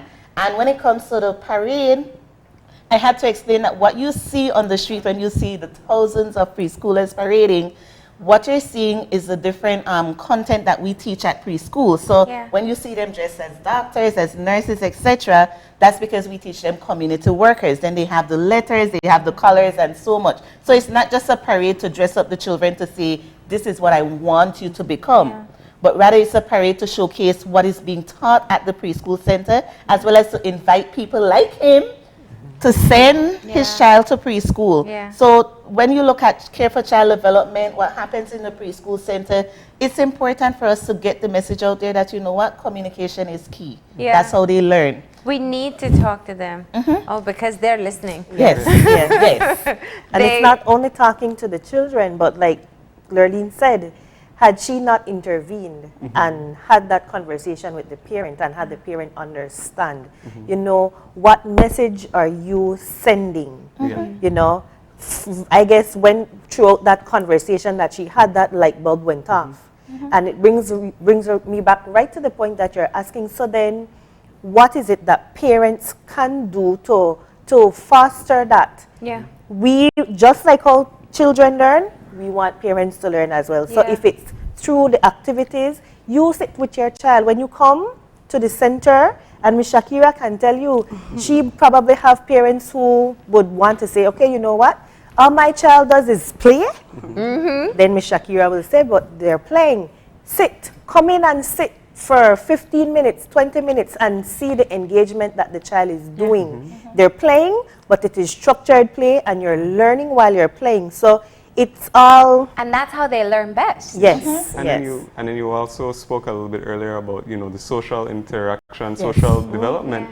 Another thing that, we haven't really mentioned as well is that, speaking of children being sponges, they also observe how adults or parents interact with each other, and that's how they learn as well. So there's also something to be said for, having adults to have that awareness of how they conduct themselves, how they speak to each other, how they do it, because it also has an impact on the children and how they behave as well. Absolutely. So when we look at all of this, this is one of the main reasons why we set aside March as Child Stimulation Month, so that we could really highlight what is taking place and in terms of the importance of early childhood.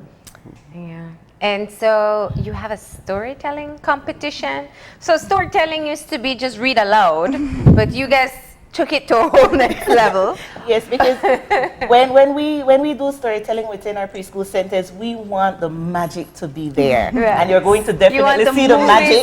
Yes, you're definitely going to see when Shakira does. And Shakira is our 2019 preschool teacher winner, because the competition is amongst the district sending a rep from each district, and then they compete against each other. So that takes place today at the Bliss, 1 p.m. And it's not just about getting on the stage and telling stories, but the whole idea behind it is that we want other teachers to be able to see, hey, this is what I can do in my classroom, as well as showcase the talents of the teachers that we have. But more so for teachers to understand there are different ways in terms of how you bring a story alive to a child, and that you will definitely see. I feel like I watch Shakira and I'm like, I could just imagine how the children love you. And this is and this is why, well, they always say, not everybody's built to be a teacher, but especially preschool teachers.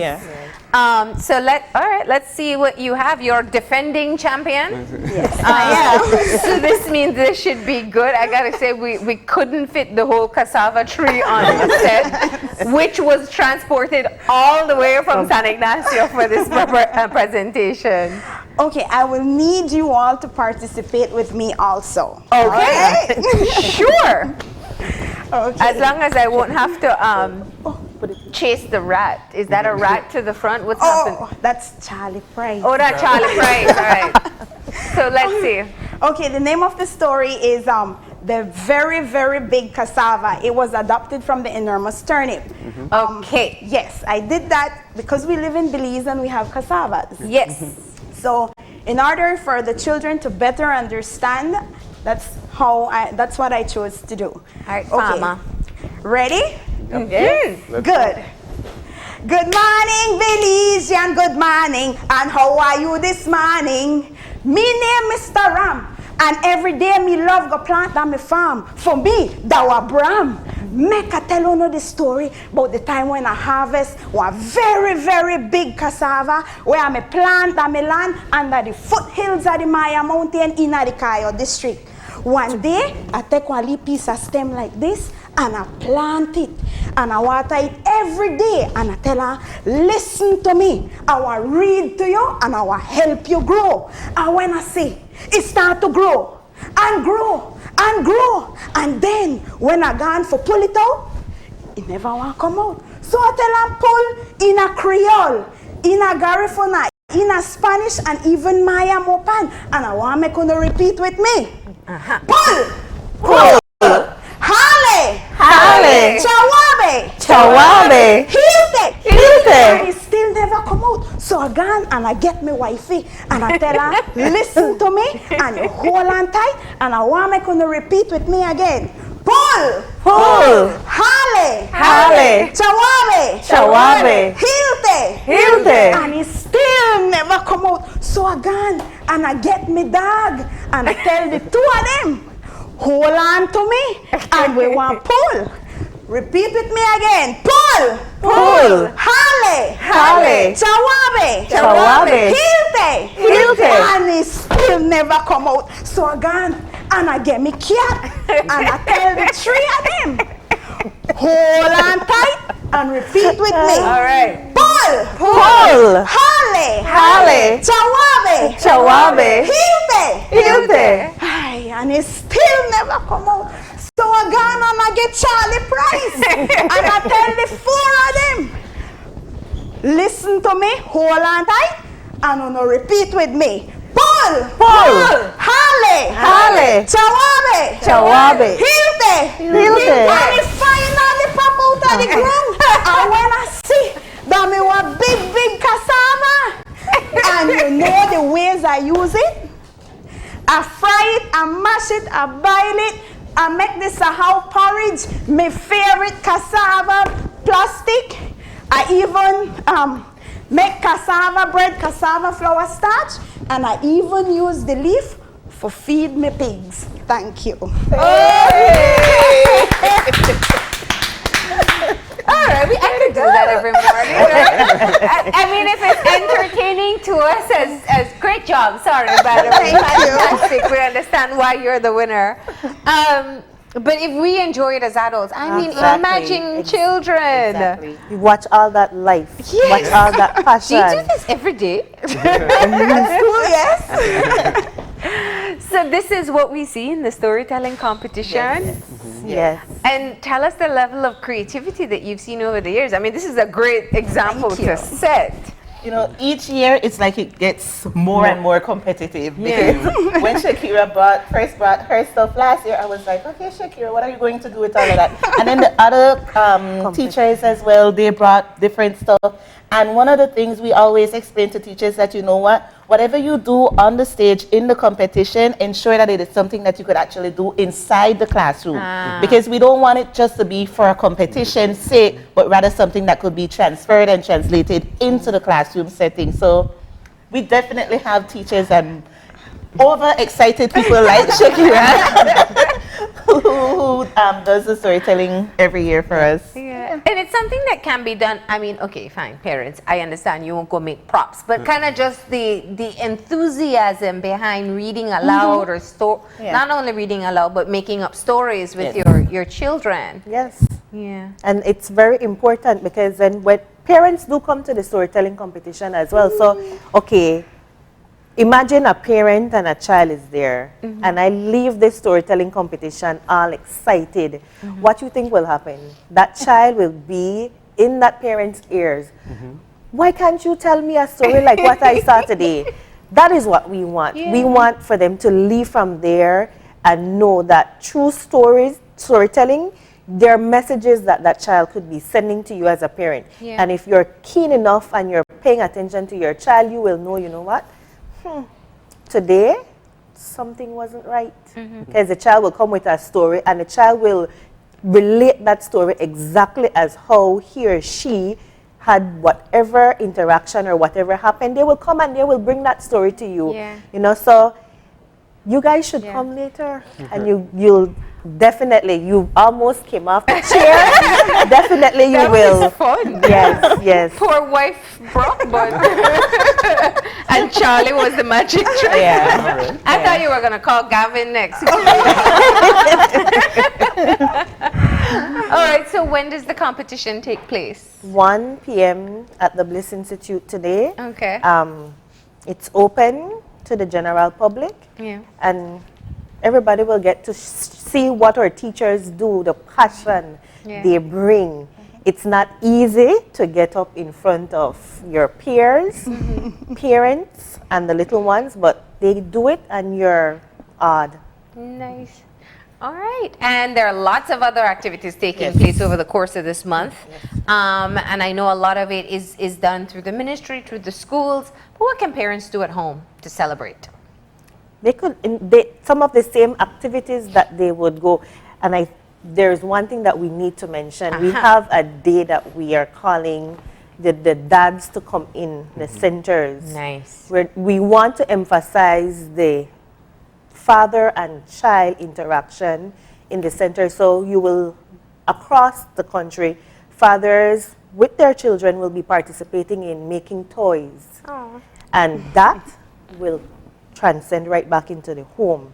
They will take those same toys that they make and it will go back. So the activities that are happening, they can see it at a school level, but they can also take it back at home.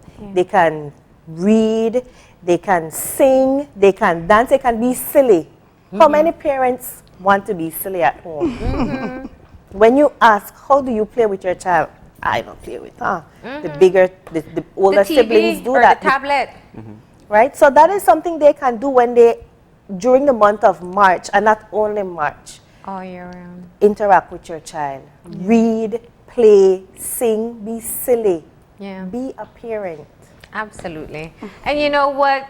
We all enjoy being silly every now and again. Is that what you love about your job? I do. Very, very much too. All right. Well, this has been a pleasure. I think it's great to see the creativity that you have. And as you said, it's also by all the other participants as well. And it's a great reminder. You know, we could use it as an excuse if we want to dance in the rain or make up stories. We can find a kid and have some fun with them. And we're doing wonders and helping them in their own development. Yes. Thank you so much for coming in. Thank you too. Thank you for having us. All right, we're going to go ahead and take that final break. And when we come back, all of us, including Charlie Price, will be back in a few. Stay tuned.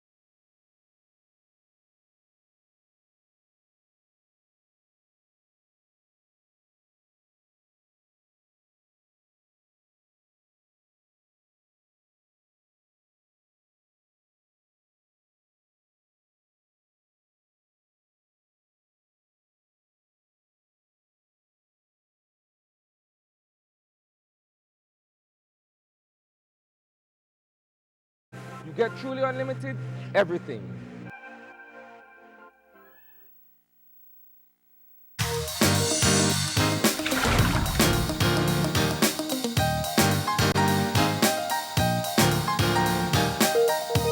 And we're back. We had a lot of fun just now, didn't we? I did, yeah. I want to be a preschooler again, Right. if that's what they're doing in the classroom. Right. I know. I wish I know I was getting really into it as well as you were. So, I mean, I could definitely see why Shakira won the prize last year. Yeah, yeah. Imagine the fun that they have at the Bliss. We really do encourage you, if you can, take an hour off or the afternoon off. Go with your preschooler. Go see what the teachers are putting on display. There's been a lot of work that has gone into building and training people for early childhood education. And we can see it, that was just such a fantastic example of how children can learn language. They're learning storytelling, it's entertainment, and just, that's fantastic. I would love to see what else is on stage in terms of creativity. But yeah, if you can head out with your child, it's a great idea to do so. It's at the Bliss. It starts at 1, and teachers, preschool teachers from all over the country will be doing the very same thing that you saw Shakira doing here, creating their own stories and sharing it with the audience. Yeah, absolutely. And as well, we also want to thank Mr. Alan Usher and the representatives from the Belize Coast Guard to come in and talk to us about the Baron Bliss Regatta, which is coming up this weekend. It's going to be on Sunday. And of course, there are going to be, again, children of various ages, I believe starting at 8, competing in this race. And there's different classes, different divisions. It's going to be from 8 to 1 o'clock. It's going to be a great day. So if you are in the city, you can go to BTL Park and you can watch some boat racing. And it's going to be a really great day to spend time with the family and of course support the young people who are going to be taking part in this regatta. All right, and do remember that tomorrow as well, there is the No More Broken Hearts Summit taking place at the Radisson from 10 a.m. until 2. You can drop in and you can participate. They're talking not just about domestic violence, but really looking at some of the core issues that we do have that we need to start making changes about. So it'll be empowering and uplifting, but also it's going to be your call to action as to how to change some of the challenges we see in our society. Yeah. For sure. All right. So that's all the time we have for this morning. Remember, if you want to contact us, send us an email at oye@channel5belize.com. You can drop me a line at marlene_oye@channel5belize.com. Find us on Facebook at Open Your Eyes BZ.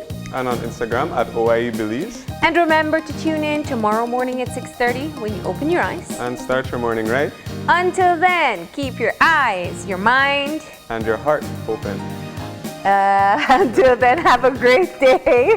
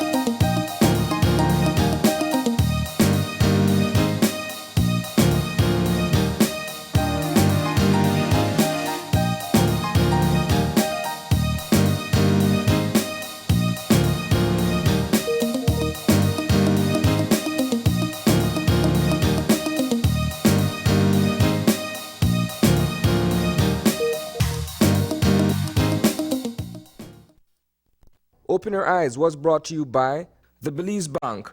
Our country, your bank.